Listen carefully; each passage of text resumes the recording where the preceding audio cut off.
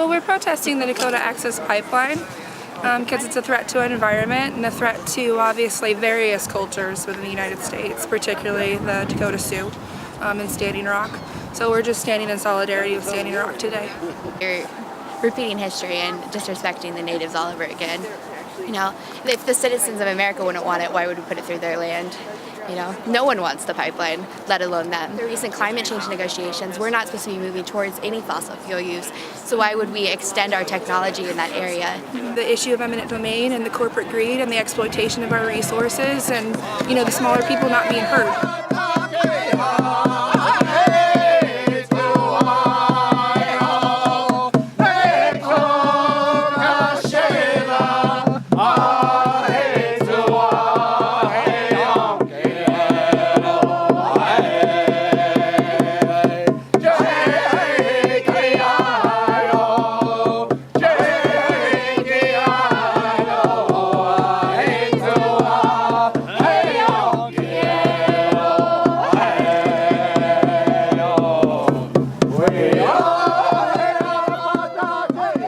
What it's all been about is prayer, you know, staying in prayer, being nonviolent. This is about protecting the future for the children and the grandchildren.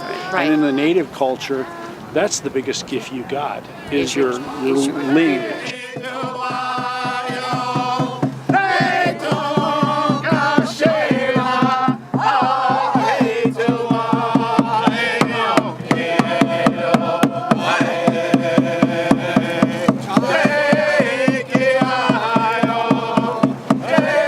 They've been waiting for this, and the youth are the ones that are taking the lead on a lot of this. So this seventh generation is coming back and bringing back the unity and the wholeness of the entire Native community. And so it's all been prophesized that this was going to happen. Right, and this is the first time in over 100 years that the seven councils that has come together, meaning that they were enemies, and since 100 years, these seven councils have come together.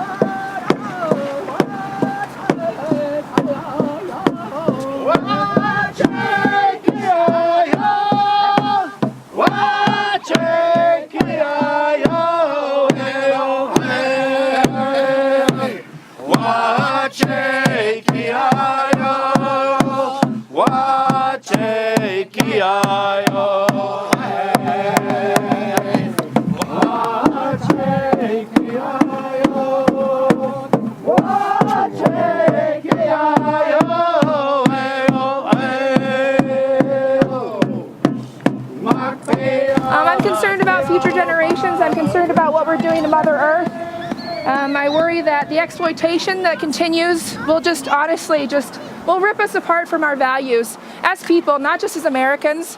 The entire world has the same value that we want the Earth to continue and sustain. We want people to be kind and generous. What's going on in Standing Sioux is beyond, what my sister was saying earlier was that we're just continuously repeating history. We're always doing the same thing over and over again, and it's madness. And I just don't understand how people who know what the right is compared to the wrong continue to do what they feel is necessary to meet their needs. And usually their needs are very much based in greed and profit. Continue our reliance on fossil fuels. We want to continue to rape our earth. I mean, it's important that we get out and we assemble against corporate greed in our government.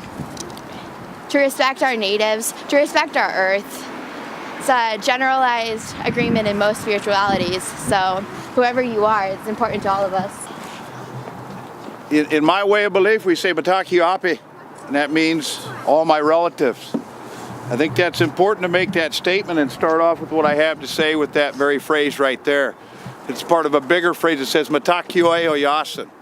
And when we take a look at what our people, relatives, family, are doing up at Ocheti Shakawan, Standing Rock, it's important to remember Lakota's fundamental principle is that we're all related.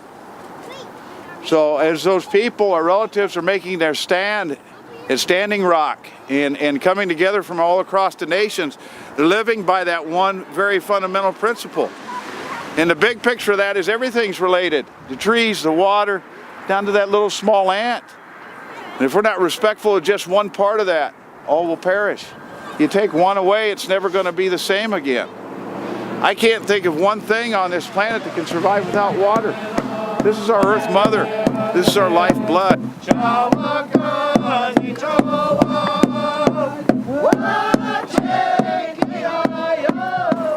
We have to pray that their ears are open to hear our voices even.